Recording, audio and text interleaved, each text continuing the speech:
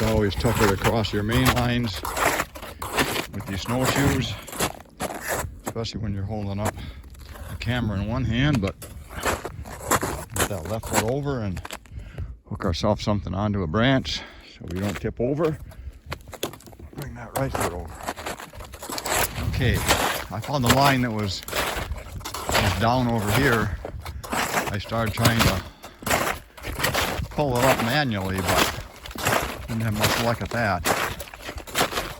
Pulled it out of the snow a little ways, but when I come to the spot where probably some kind of branch or something is down over it, and I just wouldn't pull out of the snow anymore. So I try to dig this down with our pickaroon here and see if we can't find what's. See if I try to pull it up like that, it doesn't go anywhere. So I suppose there's something in here.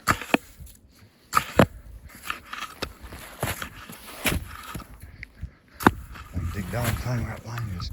There's got to be something down here, way down under that snow. And that could be the fella there that did it. Let's get this camera up for a second and do a little more digging. So there's what we got for snow coverage. It's about, I suppose, a good 1.5 foot to the bottom. It settled some, so we're able to kind of stay on top of our snowshoes. Anyway, let's put the pickaroon down and start digging with 2 hands. Okay, so we dug down there a little bit, and this is what went down on that line, I'm thinking. It's a dead branch that the weight of that snow took off.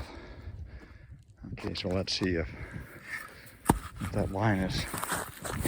Get my snowshoe off from it. I think that line is a little more ready to come up. There's still more underneath it. No, still don't want to come up. Okay, we'll dig some more.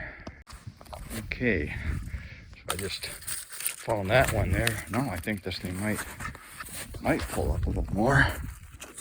Oh yeah. Okay, what we did, we just pulled it off the main line. Too much pressure on it. Snapped off one of those connectors. Well, let's see if we can. Here, if we can get this out of the snow.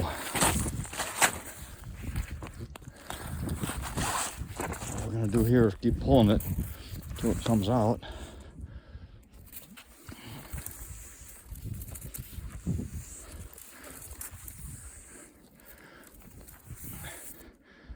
Okay, now what we can do is walk around the tree here. Set this line back on here.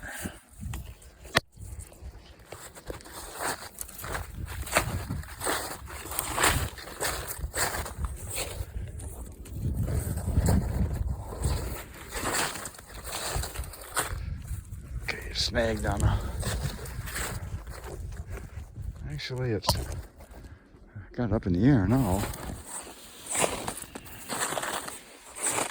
And there's that T that it pulled off from.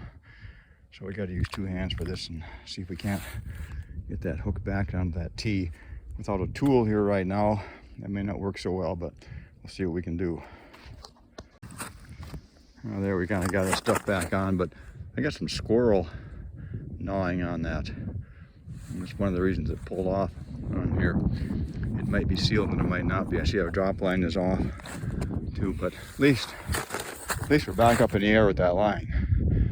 And we got probably about maybe 10-15% of our lines are down like that, maybe 20%. That'll have some brush or something over them, so need to go through all these before we get ready to tap in this spring.